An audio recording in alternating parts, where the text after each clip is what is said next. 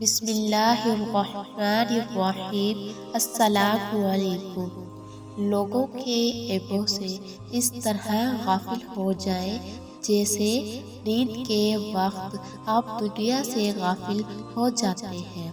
ایک شخص ایک بزرگ کے پاس گیا اور کہا کہ آپ کے اندر فلاں خامی ہے۔ بزرگ نے مسکرا کر الحمدللہ کہا۔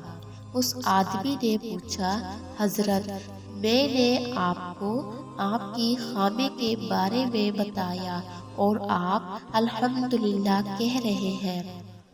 بزرگ نے جواب دیا کہ اس پاک ذات کا شکر ادا کر رہا ہوں جس نے باقی سب خامیوں پر پردہ ڈالا اور تمہیں صرف ایک ہی نظر آئی۔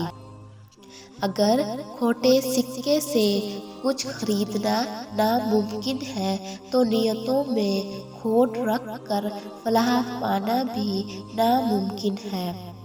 دل کو اللہ کی محبت سے بھرپور رکھیں۔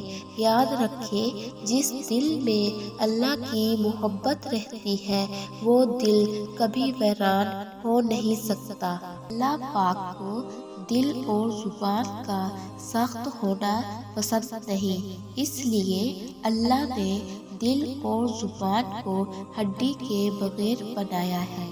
انہیں نرم رکھو، دل محبت سے نرم ہوگا اور زبان اخلاق سے۔